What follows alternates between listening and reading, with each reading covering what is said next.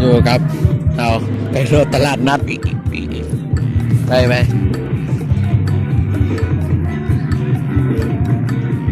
รถตลาดนัดเนาะซัดของเบงซัดของเบง ซัดของเบงวะไปเอาไปซัดของเบงเนาะไปมาเลยมือกองยับไปไก่หน่อยนึงยืดทั้งหมดไก่หน่อยนึงซัดของเบงเด้อ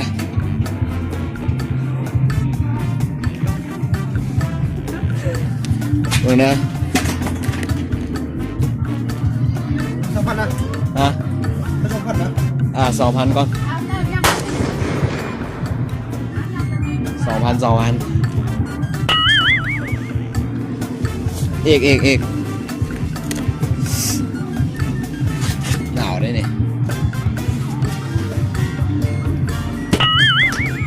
โอ้พาดเอาเติมเท่านึง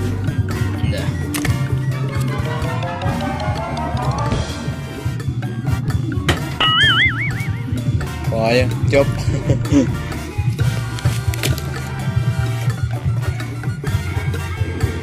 ห้างเงินทอนนะ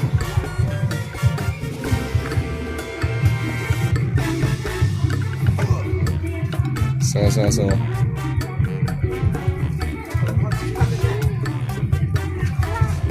ฮะสัก10,000เลยนะ6,000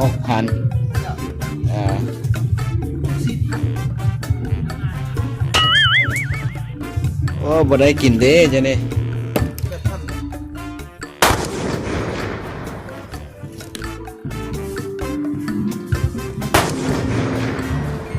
เอามันได้เยอะ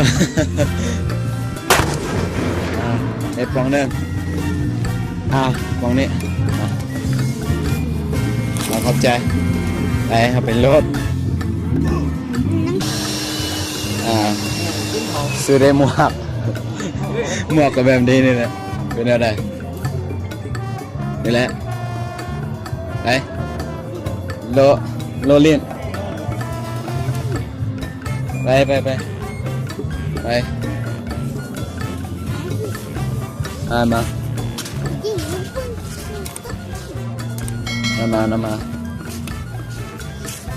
ปส่งเด็กๆซื้อเครื่องเนาะส่งเด็กว้าวมามีแต่เบิ้งเขาไม่มีเงินซื้อเบิ้งเครื่องนั้นมีแต่เครื่องคักๆได้เบิ้งเงินมาเนาะทุกคนมีแต่สัตว์ได้องเบ่งเท่าเดียวเนาะเห็นเตียนคักมวกเทะไปนำมาไอ้มึงที่ซื้ออยู่บนนั่นไม่เอาแล้วที่ซื้อกระติ่งบนนั่นนำมาเห็นอยู่วะนะเครื่องก็โหดเกินหนาวเดี๋ยวช่วงนี้มาเอาแบบใด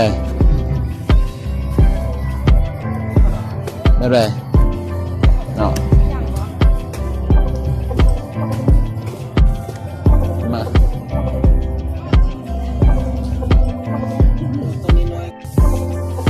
กินขนมบ่กินนะเลือกแม่เลือกขนมเสื้อมือกองเอาตัวใดมือกอง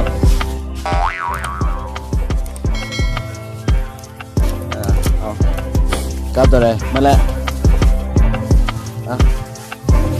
เอาไหมนอนเดียวตัวใดขนมอมตัวนี้เอาตัวเดียวใส่ถุงไหม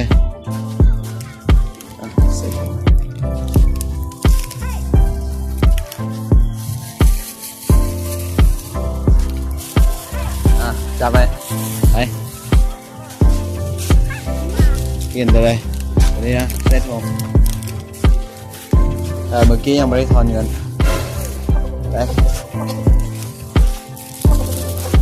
คลิปนี้บ่มีหลายมาเลอะตลาดนัด Okay. ไป ขึ้นอันนั้นเด็ก ไปขี่ม้าหมุนอ่ะไป ที่ ไป เด็ก ขี่ม้าหมุนบ่ไปเบื้องเอาไปก็อาจจะสั้นๆเนาะทุกคนเพราะว่าเป็นกล้องในจังในกันสั้นไปมาทางนี้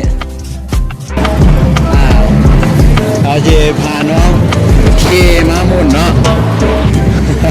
เบื้องน้องขี่ม้าหมุนขี่ม้าขี่ม้าหมุนทางนั้นก็เป็นทางนั้นเป็นสไลเดอร์เนาะนี่น้องขี่ม้าหมุน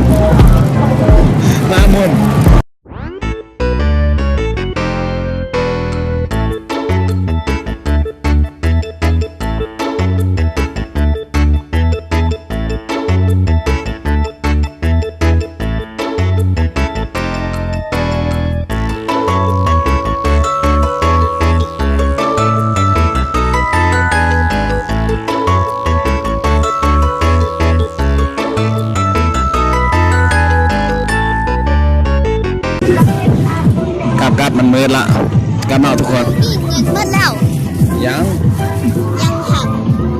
ยังเท่าดับ ยังเท่าไหร่มืดละ